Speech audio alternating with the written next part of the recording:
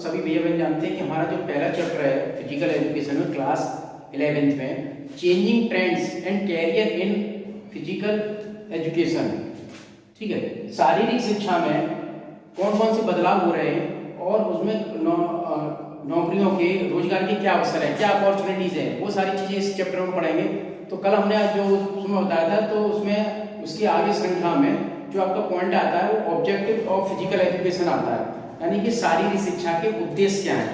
तो देखिए शारीरिक शिक्षा के बहुत सारे उद्देश्य हैं, मतलब शारीरिक शिक्षा को कहाँ पर ले जाती है, वो किस स्टैंड पर खड़ा करना चाहती है और उसके माध्यम से हमारा क्या डेवलपमेंट होता है, वो सारे पॉइंट इसमें हम लोग मालूम पड़ता है। ठीक है, तो सबसे पहला जो पॉइंट आता है आपका जो आता है कि फिजिकल डेवलपमेंट। इसमें फिजिकल डेवलपमेंट का मतलब हो गया कि हम शारीरिक रूप से अपने आप को इतना मजबूत बनाएं कि जो आने वाले जीवन की चुनौतियां हैं उनको अच्छी तरह फेस कर सकें और हमें जो बीमारियों से बच सकें। उसके बाद जो है हमारी जो मानसिक जो शक्ति है उसको भी हम गेन कर सकें, क्योंकि देखिए सुकरात ने कहा है कि यानी healthy mind lives in a healthy body.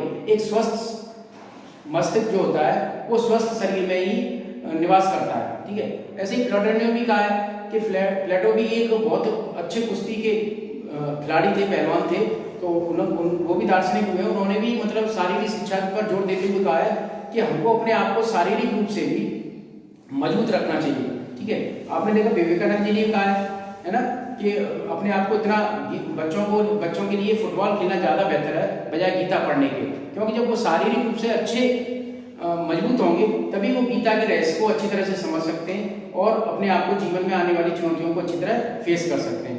तो शारीरिक शिक्षा का जो पहला उद्देश्य है वो सबसे पहले उद्देश्य ये है कि हम अपने आप को शारीरिक रूप से मानसिक रूप से मजबूत बनाएं, अपने आप को अच्छा बनाएं, डेवलप करें, जिससे कि आने वाली जो जीवन में चुनौतियां फेस हैं उनको भी हम डेवलप अपने आप को कर सकें और उनके चुनौतियों को अच्छी तरह से फेस कर सकें। इसी में जो दूसरा पॉइंट आता है वो आता है आपका सोशल डेवलपमेंट का। देखिए सोशल डेवलपमेंट का मतलब हो गया कि सामाजिक विकास।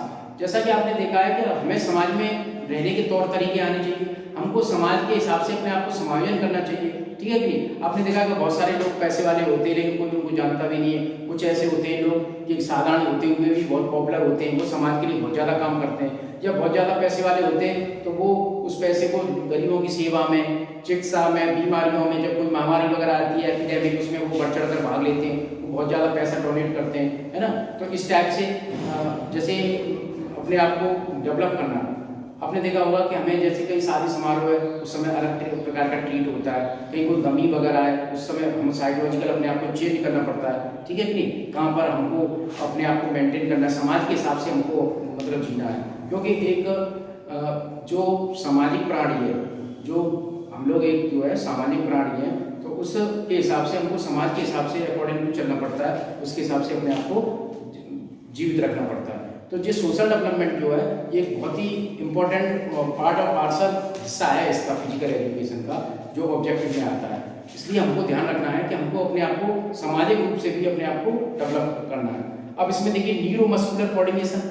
न्यूरोमस्कुलर कोऑर्डिनेशन का मतलब होता है कि हमारा जो शरीर है, ठीक है, वो पेशियों से, ठीक है, और तंत्र से सब बना हुआ है। तो न्यूरोमस्कुलर कोऑर्डिनेशन आपस में समन्वय इतना अच्छा होना चाहिए कि जो आपका माइंड जो कर रहा है, ठीक है, उसी के अकॉर्डिंग माइंड हमारा सोचता है, हाथ हमारे उसी तरह एक्ट करते हैं, पैर करते हैं। तो ये क्या न्यूरोमस्कुलर, जब आपका स्वस्थ होंगे, आपका बॉडी का कंपोजिशन सही होगा, तो आपका जो आउटपुट निकल के आएगा, वर्किंग निकल के आएगी, वो अच्छी निकल के आएगी, वर्किंग ऑफ एफिशिएंसी अच्छी निकल के आएगी, है ना। तो न्यूरोमस्कुलर कोऑर्डिनेशन भी हमारा अच्छा होना चाहिए। ये भी हमारा इसका फिजिकल एजुकेशन का एक महत्वपूर्ण ऑब्जेक्टिव्स है। इमोशनल डेवलपमेंट, देखिए जो हमारा भावनात्मक विकास है वो भी होना चाहिए, क्योंकि हमको जब फीलिंग्स अंदर अच्छी होंगी तो हम जो है फीलिंग्स अच्छी होंगी तो फिर उसके हिसाब से हम अपने आप को अपने लाइफ में अच्छी तरह सेट कर सकते हैं। ठीक है, जैसे आपने देखा है कि कहीं कोई परेशानी आ गई तो उसके हिसाब से आप अपने आप को उसमें पार्टिसिपेट कर रहे हैं, तो आपकी बॉडी लैंग्वेज एक अलग होगी, कहीं दूसरी जगह होगी तो बॉडी लैंग्वेज अलग होगी। तो इमोशनल भावनात्मक जो डेवलपमेंट है वो भी इसका एक बहुत महत्वपूर्ण ऑब्जेक्टिव्स है फिजिकल एजुकेशन का।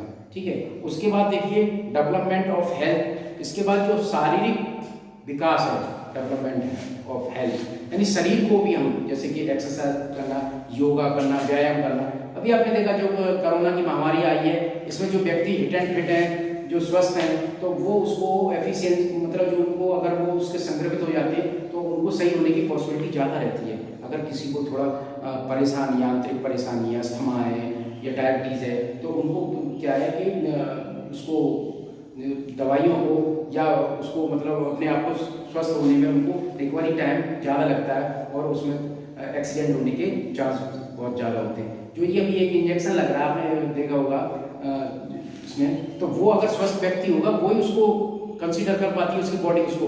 अगर व्यक्ति पहले से कमजोर है, उसके शरीर में बीमारियां हैं, तो वो इंजेक्शन जो डर्मेस या जो इंजेक्शन है, तो उसमें क्या है कि उसको अटैक के चांस ज़्यादा बढ़ जाते हैं क्योंकि बॉडी उसको एक्सेप्ट नहीं कर पाती। उसके लिए स्वस्थ व्यक्ति उसको झेल पाता है, उसको एक्सेप्ट कर पाता है।